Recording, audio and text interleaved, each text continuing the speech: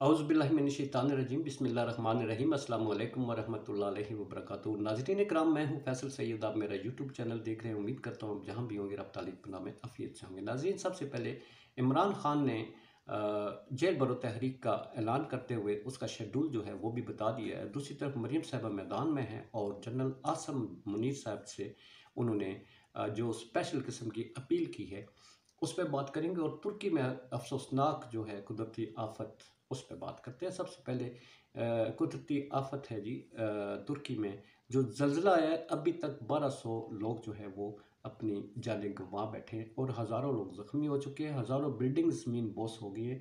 तकरीबन 7.9 के करीब ज़लज़ला आया था। ऐसा ही ज़लज़ला पाकिस्तान में आया था जिसमें एक पूरी बेल्ट जो है कश्मीर से लेकर हज़ारा तक और हज़ारा डिवीज़न तक जो है, और पिंडी के भी ये भी रेड लाइन पर है, पिंडी भी, इस्लामाबाद भी, यहाँ भी तबाही फिर गई थी।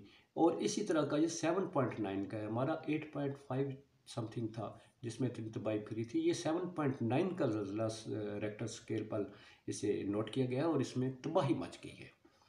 कहा जाता है कि कुछ यूरोपियन ममालिक ने 3 दिन पहले अपने सफारतकारों को बुला लिया गया था कि यहाँ पर जो है वो कुछ इस तरह का होने वाला है। बड़ा ही ये मशकूक सा वो लगता है जी कि यहाँ किस मुल्क ने ये टेक्नोलॉजी यूज़ की है। टेक्नोलॉजी बहुत एडवांस कर गई है। कोरोना भी तो इसी टेक्नोलॉजी का ऐसा था। बायो वेपन जो है उसका एक बगैर जंग लड़े, बगैर अपनी जान ज़ाया किए दुश्मन जो है उसको नेस्त नाबूद किया जाता है। तो लगता यूँ है कि ऐसा ही ये किया गया। तो अल्लाह ताला ऐसी टेक्नोलॉजी, ऐसी एडवांसिंग से बचाए। अब बात करते हैं जी, इमरान खान साहब जो है उन्होंने आज वीडियो लिंक के ज़रिए अपने शेड्यूल दे दिया है गिरफ्तारियों का और तरीक़ाकार बता दिया है कि ज़िलाई और नीचे वार्ड्स जो हैं तहसील सतह पर जो उनकी क़यादत है वो वॉलंटियर्स यानी जो गिरफ्तारियाँ देने चाहते हैं उनकी लिस्टें मुरतब कर लें। और अभी तक जो जिस दिन से ऐलान हुआ है, हज़ारों लोग जो हैं वो औरतें, मर्द, बच्चे, जैसा कि जलसों में एक मंज़र होता है, और वो गिरफ्तारियाँ देने के लिए भी रजिस्ट्रेशन करवा रहे हैं।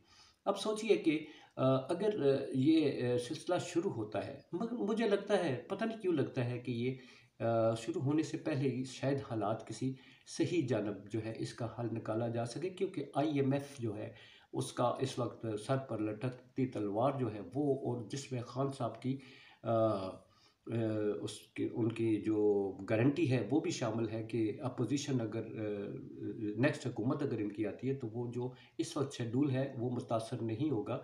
और दूसरा ये कि उन्होंने उन्होंने जो मुतालबात IMF के उसमें एक साफ़ और शफाफ इलेक्शन जो है उनका भी मुतालबा रखती है। तो ऐसे में मेरा ख्याल है कि खान साहब की जेल बरो तहरीक से पहले पहले ही इसका कुछ सलूशन निकल आएगा। अब मंज़र देखिएगा कि थानों में हज़ारों लोग पहुंच जाएंगे।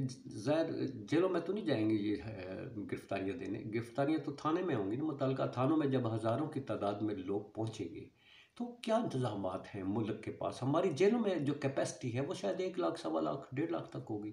5-6 लाख लोग अगर वहाँ पहुँच जाते हैं थानों में, मुख्तलिफ थानों में हज़ारों की तादादों में लोग जो है वो औरतें, मर्द, बच्चे, बूढ़े अगर पहुँच जाते हैं तो क्या उनको डिस्पर्स करने के लिए राना साहब वहाँ पर ड्रोन भेज देंगे या कुछ तोपे फिक्स कर देंगे थानों पे। मेरा ख्याल है पुरअमन सियासी हल ही हर चीज़ का बेहतरीन नतीजा है। एक तरफ तो आइन जो है वो कहता है कि 90 दिन के अंदर इलेक्शन करवाएं तो इलेक्शन करवा दें, डिले काहे की। अगर आइन की पासदारी और उसके अमल दरामद जो है वो इतना ज़रूरी होता है कि जिसको अगर पूरा ना करे, अमल ना करे और उसकी खिलाफ वर्जी करे आइन की, तो उसमें सजाए मौत दे दी जाती है। डी चौक पर 3 दिन तक लाश जो है वो लटकाने का जो है हुक्म जारी किया जाता है। तो उसी आइन को अब भी पामाल किया जा रहा है। हमारे मुल्क का अजीब निज़ाम है। परवेज़ मुशर्रफ साहब की थोड़ी सी अगर मैं टच दूँ इस गुफ्तगू में, तो उनकी एक पूरी हुकूमत थी, एक परवेज़ मुशर्रफ नहीं था। और उनकी हुकूमत के साथ बैठे लोग जो हैं, ज़ाहिर मशावरत होती थी। अचानक तो एक बंदा नहीं फ़ैसला कर लेता। ठीक है, डिक्टेटर होता है, फ़ैसले उसी के चलते हैं, वही कहता है। मगर बाद में वो सदर था। सदर जो है उसके साथ काबीना थी, नून लीग, ये काफ लीग थी, और इसी तरह और लोग थे सियासी। वो उनसे भी मशावरत करने के बाद अगर फ़ैसला किया गया इमरजेंसी लगाने का, तो फिर उसमें सिर्फ परवेज़ मुशर्रफ ही क्यों, ظاہر ہے کہ جس حکومت میں یہ آرٹیکل 6 کا مقدمہ درج کیا گیا وہ وہی تھی جن کا تختہ الٹا گیا، یعنی نواز شریف صاحب کا دور۔ تو انہوں نے ہی فیصلہ کیا آرٹیکل 6 کا، اور عدالت نے یوں ہی ان کو سزائے موت دے دی اور ڈی چوک پر لٹکانے کا بھی حکم صادر فرمایا۔ تو یہ ہے ہمارا عدالتی نظام ہے، ہماری حکومتیں جو ہیں وہ ریونج لیتی ہیں، اور عدالت اور پولیس کو استعمال کیا جاتا ہے، جو افسوسناک ہے۔ اب عمران خان صاحب نے اس کا وجوہات بتا دی، ایجوٹیشن نہیں چاہتے ملک، پہلے ہی جیسا کہ میں نے بتایا کہ وہ کہتے ہیں کہ بربادی ہو رہی ہے، تو ہم مزید اس کی تباہی نہیں پھیرنا چاہتے، پرامن راستہ ہے، پرامن راستے کے ذریعے ہم الیکشنوں کا انعقاد چاہتے ہیں، کیونکہ الیکشنوں کا اعلان نہیں کر رہے، 22 دن ہو گئے الیکشن کا اعلان نہیں ہوا۔ مریم صاحبہ جو ہے وہ ان کو کہہ رہی ہیں کہ سامنے آئیں اور یہ عورتوں کی ڈھال جو ہے وہ آگے سے ہٹائیں اور مرد بنے، گرفتاری دیں، وہ بھی گرفتاری دیں گے، ان کی ساری قیادت گرفتاری دے گی، مگر وہ اینڈ میں دیں گے۔ خان صاحب جو ہیں وہ بھاگیں گے نہیں، خان صاحب میدان میں ابھی تک ہیں تو ابھی آگے بھی رہیں گے۔ ہمیں امید ہے کہ وہ جو قوم ان پر بھروسہ کرتی ہے، لوگ بھروسہ کرتے ہیں، وہ اس پر ضرور پورا اتریں گے۔ دوسری طرف اگر دیکھا جائے تو مریم صاحبہ جو ہے بھرپور قسم کے یہ کارکنان جو ہیں ان کے ساتھ آج کل جلسے کر رہی ہیں، ان کی کافی بڑے گیدرنگ کرتی ہیں، جیسا کہ کارکنان کے ساتھ انہوں نے آئندہ کا لائحہ عمل جو ہے وہ دیتی ہیں انہیں، مگر اس میں بڑی تند و تیز قسم کی جو ہے گفتگو ہو رہی ہے، اور اس میں چلیں سیاست ہوتی ہے، اس میں تو ایک دوسرے کے بارے میں کہا جاتا ہے، بہت کچھ کہا جاتا ہے، ظاہر ہے پھولوں کے ہار تو کوئی بھی نہیں پہناتا، مگر یہ سیاست کا یہ رنگ کہ جس میں یہ کہا جاتا ہے کہ اس کو راستے سے ہٹا جاؤ۔ جنرل عاصم منیر کو وہ مخاطب ہو کر کہہ رہی ہے کہ اس گند کو، اس فتنے کو ختم کیا جائے، راستے سے ہٹایا جائے، اس کو نکالا جائے، اس کو۔ یہ کون سی سیاست ہے؟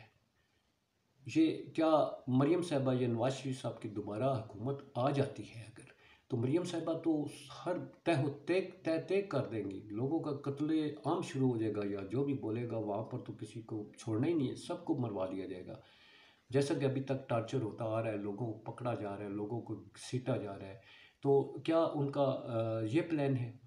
سیاست جو ہے، اگر آپ نے بھی حکومت میں رہنا ہے، آپ کے بڑے بھی حکومتوں میں رہیں، آپ نے بھی اگر آئندہ سیاست کرنی ہے تو اس میں یہی ہوگا کہ پرامن جو راستہ ہوتا ہے وہی بہترین راستہ ہوتا ہے۔ آپ لوگوں کی بات کریں، جنرل باجوہ صاحب جو ہیں ان کا بھی وہ سنا ہے کہ ان پر بھی مقدمات کی تیاری ہو رہی ہے، حالانکہ ان باجوہ صاحب جو ہیں انہیں نواز شریف صاحب نے بنایا تھا، اور بعد میں باجوہ صاحب اب سنا ہے، یہاں تک سنا ہے کہ آرٹیکل 6 بھی لگایا جائے گا۔ تو یہ افسوسناک مقام ہے کہ اسٹیبلشمنٹ جو ہے، اور اسپیشلی فوج جو ہے وہ نشانہ ہوتی ہے، مگر فوج سے ہی کچھ اس طرح کے مواقع پیدا کیے جاتے ہیں کہ جس میں پھر پولیٹیکل لوگ جو ہیں ان کو ٹارگٹ کرتے ہیں، اور پھر انہی کو ہتھیار کے طور پر استعمال کرتے ہیں، اور اسی میں بلیک میلنگ بھی کی جاتی ہے۔ افسوسناک بات ہے کہ شیخ رشید صاحب جو ہیں انہیں عدالت سے جہانگیری صاحب، جسٹس جہانگیری صاحب نے بڑا ریلیف دیا ہے، کراچی تو نہیں بھجوا رہے، البتہ سیشن کورٹ نے مری پولیس کو جو ہے ان سے تفتیش کی اجازت دے دی ہے۔ شیخ صاحب کو بھی بولنے کا رگڑا دیا جا رہا ہے، بولتے بہت کچھ ہے، 22 کروڑ عوام بول رہی ہے، 22 کروڑ عوام کو پکڑ کر جیلوں میں ڈال دیں اور سب کے خلاف مقدمات کروا دیں، ہر جگہ، یہ عجیب بات ہے۔ جسٹس جہانگیری صاحب نے یہی کہا ہے کہ یہ کون سا قانون ہے جس کے تحت ایک ہی جرم کی پاداش میں مختلف شہروں میں مقدمات کیا جائے۔ یوں تو اگر دیکھا جائے تو اس طرح تو 22 کروڑ عوام جو ہے وہ سارے مقدمات کر دیں، FIR کر دیں، تو کیا بنے گا یہاں پر؟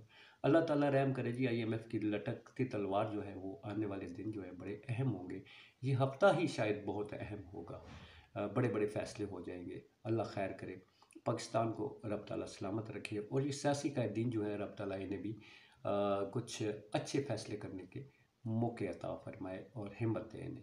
اسی کے ساتھ اجازت۔ پاکستان زندہ باد، پاک افواج پائندہ باد۔